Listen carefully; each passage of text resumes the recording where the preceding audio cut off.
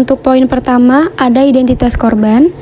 Korban berinisial ER, berusia 42 tahun, pekerjaannya adalah konsultan, suku bangsa Sunda. Untuk alamatnya kami samarkan, pendidikannya adalah S2, dan kami melakukan pemeriksaan pada tanggal 15 Desember 2022. Gambaran kasus kriminal. Tanggal terjadi kasus tersebut adalah pada tanggal 12 Desember tahun 2015. Tempat kejadiannya di rumah korban dan juga ada yang di kantor korban. Tanggal sidangnya yaitu tanggal Januari 2016. Untuk tempat sidangnya sendiri di Pengadilan Negeri Karawang dan dihadirkan 5 saksi. Vonis untuk pelaku adalah 1 tahun penjara. Gambaran kasus kejadian. Kasus penipuan ini terjadi pada hari Selasa, tanggal 12 bulan Desember tahun 2015 di rumah korban. Ketika seorang rekan korban memperkenalkan seseorang dengan inisial I kepada korban, di mana I ini menawarkan jasa yaitu LPK Yayasan untuk menawarkan lapangan pekerjaan. I ini meminta korban untuk bekerja sama dalam mencari calon karyawan. Akhirnya korban menerima ajakan kerjasama I. Setelah korban sudah mengumpulkan kurang lebih 8 orang calon karyawan, lalu I mengarahkan untuk melakukan tes kerja. Tes ini dilakukan di sebuah rumah makan di daerah Tegal Danas. Di rumah makan tersebut juga terjadi transaksi antara I dengan korban di mana setiap calon karyawan dimintai uang kurang lebih 2 juta rupiah.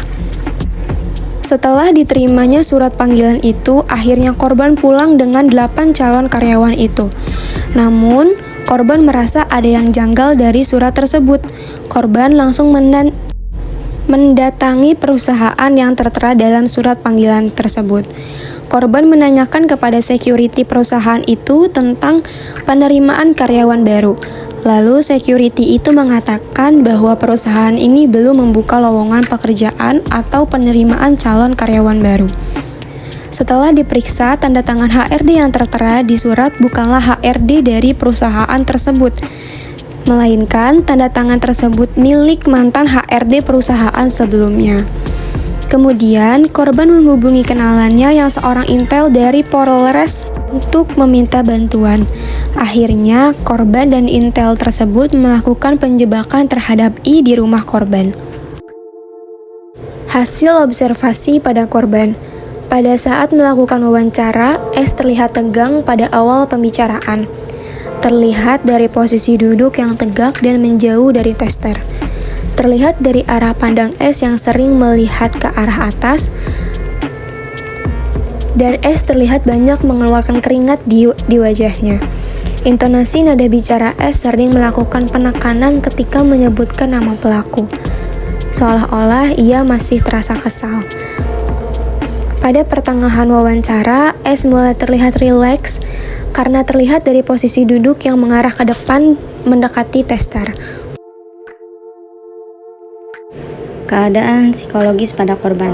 Ketika terjadinya kasus yang menimpa pada korban merasa kesal, marah, dan merasa dikhianati karena korban awalnya tidak percaya jika telah ditipu.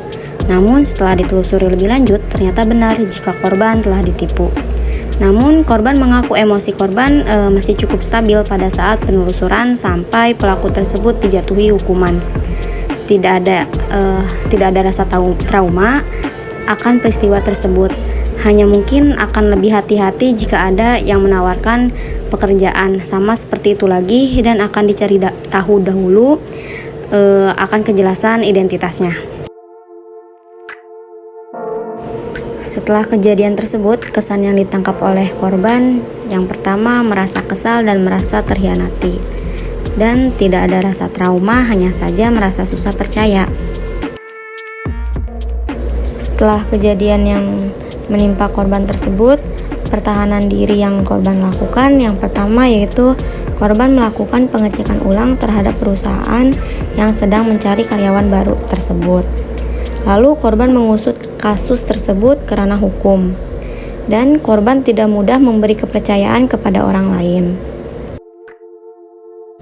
Alur kasus penipuan. Pada awal mulanya, korban bertemu dengan pelaku di rumah korban. Pelaku merupakan rekomendasi dari teman korban, lalu berkenalan dengan korban serta meyakinkan korban dengan memakai pakaian formal.